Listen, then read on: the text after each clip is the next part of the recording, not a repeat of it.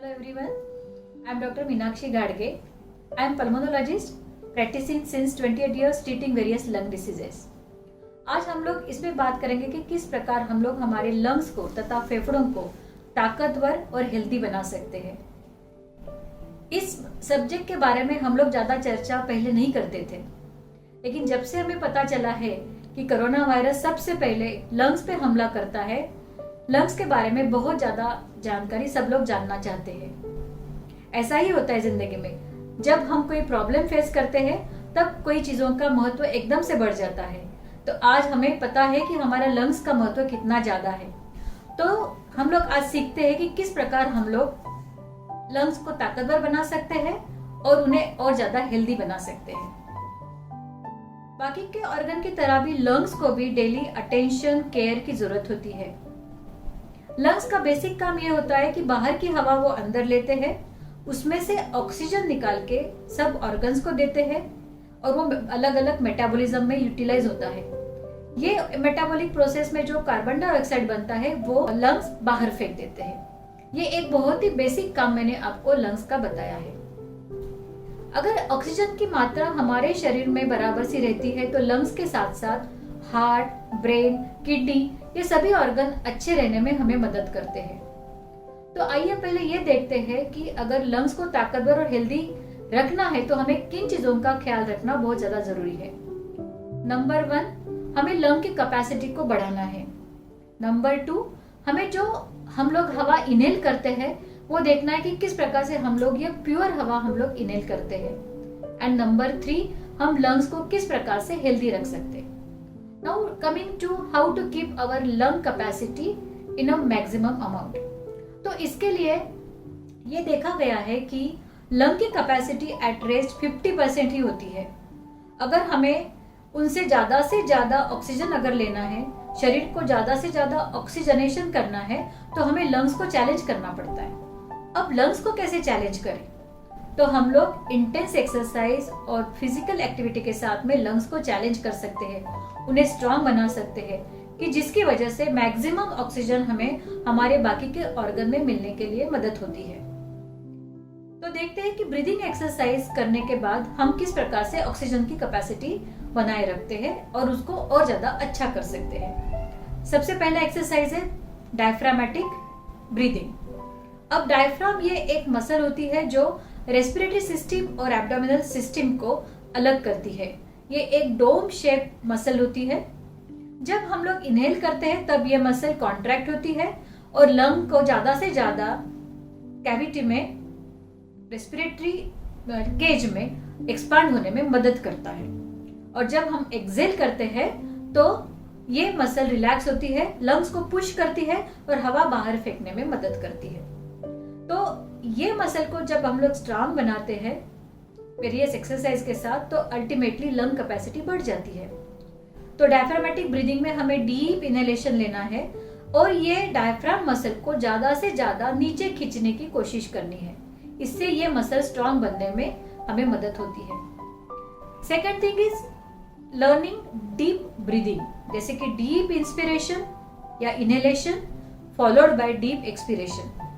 इसके साथ साथ आप काउंट ब्रीदिंग भी कर सकते हैं, जैसे कि inhalation at the count of 5, 1, 2, 3, 4, 5 तक हमने इनहेल किया और 5 काउंट तक हमने एक्सहेल किया। ये काउंट हम लोग धीरे धीरे बढ़ा सकते हैं, 5 से 7, 7 से 10, और इससे हमारा लंग कैपेसिटी धीरे धीरे बढ़ने में मदद होती है। आप इस प्रकार भी ये प्रयोग कर सकते हैं, inhalation at the count of 5 and exhalation at the count of 10। इसको बोलते हैं प्रोलॉन्ग एक्सपिरेशन। इससे लंग कैपेसिटी और अच्छे से हो जाती है। लाफिंग एक ऐसा एक्सरसाइज है जिसकी वजह से लंग कैपेसिटी इनडायरेक्टली बढ़ती है, क्योंकि लाफिंग से हमारे एब्डोमिनल मसल बहुत स्ट्रांग बनते हैं और जब एब्डोमिनल मसल स्ट्रांग बनते हैं वो हमारा लंग कैपेसिटी बढ़ाने में इनडायरेक्टली मदद करते हैं। हमारा बॉडी पोस्चर, अगर हम लोग सिट अपराइट, अगर ये पोस्चर फॉलो करते हैं तो लंग एक्सपांड होने में मदद होती है। अगर आप एक स्टेबल चेयर पे बैठ के पीछे झुक के अगर आपके लंग्स को एक्सपांड करने में इनहेलेशन के ड्यूरिंग करते हैं तो लंग मैक्सिमम एक्सपांड होके आपका लंग कैपेसिटी बढ़ने में मदद होती है। अदर डायफ्रामेटिक एक्सरसाइजेस जैसे कि रॉड को लटकना या योगा में जिसको ताड़ासन बोलते हैं, that is reaching up head, यानी कि आप पैरों से लेकर हाथ तक पूरा शरीर को एक स्टैंडिंग पोस्चर में ऊपर खींचना, as if you are trying to reach roof, इसे ताड़ासन बोलते हैं। इससे लंग कैपेसिटी बढ़ती है। ये एक्सरसाइज के साथ साथ अगर हम लोग एरोबिक एक्सरसाइजेस करते हैं like cardio exercise in the form of cycling, swimming, running, jogging, तो हमारे लंग्स की कैपेसिटी बढ़ने में मदद होती है। लंग्स के साथ साथ हार्ट भी बहुत स्ट्रांग हो जाता है। हमारा बॉडी पोस्चर बहुत अच्छा होके we start looking very good after exercise. और जब हम लोग एक्सरसाइज करते हैं कुछ हैप्पी हार्मोन सीक्रेट होते हैं जो हमारा मूड अच्छा रखने में मदद करते हैं। ये सब बाय प्रोडक्ट है लंग कैपेसिटी अच्छा बनाने के साथ साथ। आइए अभी देखते हैं कि हम प्योर एयर कैसे इनहेल कर सकते हैं। अब ये इनहेल करना एयर हमारे कभी कंट्रोल में रहता है, कभी कंट्रोल में नहीं रहता है। अब हमारे कंट्रोल में जो चीजें हैं वो हम लोग कर सकते हैं, जैसे कि गलत आदतें जैसे स्मोकिंग, हुक्का, ये जो इनहेलेशन के है प्रोसेस ये हमें अवॉइड करने हैं। स्मोकिंग अगर आप नहीं करते लेकिन आपके आजू बाजू में अगर कोई करता है तो ये भी हमारे लंग्स को हार्म कर सकता है, तो आपको ये सब चीजों से दूर रखना है। धुआं आपके लंग्स को लॉन्ग टर्म पे डैमेज करता है। हमें देखा गया है कि शहरों में आजकल विकास बहुत ज्यादा हो रहा है, तो इसके कारण वातावरण में धुआं बहुत ज्यादा है, झाड़ों का प्रमाण कम होते जा रहा है, इसलिए धूल बहुत ज्यादा है। और ये अगर हम लोग इम्प्योर पोल्यूटेड एयर हम लोग बार बार अगर इनहेल करते हैं तो लॉन्ग टर्म पे हमारे लंग्स को इससे नुकसान ही होता है। तो बहुत बार हम लोग कार्स में या घर में एयर प्यूरिफायर एडवाइस करते हैं। तो इस प्रकार से हम लोग हमारे आजू बाजू की एयर ज्यादा से ज्यादा प्योर रखने में मदद कर सकते हैं। थर्ड पॉइंट, आपके लंग को हेल्दी कैसे बनाया जाए। Now for me it is very important as a pulmonologist to tell you कि वैक्सीनेशन करना बहुत ज्यादा जरूरी है। ऐसे कुछ वायरसेस है जो लंग्स को सबसे पहले अटैक करते हैं, जैसे influenza, pneumococcal and nowadays corona virus. तो मैं आपको रिकमेंड करूंगी कि आप influenza vaccination, pneumococcal and Covid vaccination आप जल्द से जल्द दो।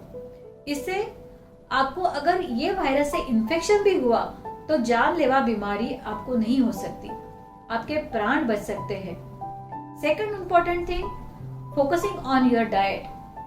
अगर हम लोग राइट डाइट लेते हैं जो कि एक राइट मात्रा में हमें एंटीऑक्सीडेंट्स देते हैं, इससे हमारे लंग्स की इम्यूनिटी, रोग प्रतिकार शक्ति अच्छी रहती है। तो कुछ फूड है जैसे कि good amount of fruits and vegetables, consuming more cherries, blueberries, olives, consuming green tea, ये सारी चीजें हमारी, टर्मेरिक मोस्ट इम्पॉर्टेंट, ये सारी चीजें हमारी इम्यूनिटी को, लंग इम्यूनिटी को बरकरार रखने में हमें मदद करती है। और अगर हमारा लंग हेल्दी रहा तो हमारा आगे वाला जो समय है बहुत अच्छे से हम लोग निकाल सकते हैं। So friend, with all these techniques we can keep our lungs very strong and healthy. Thank you very much.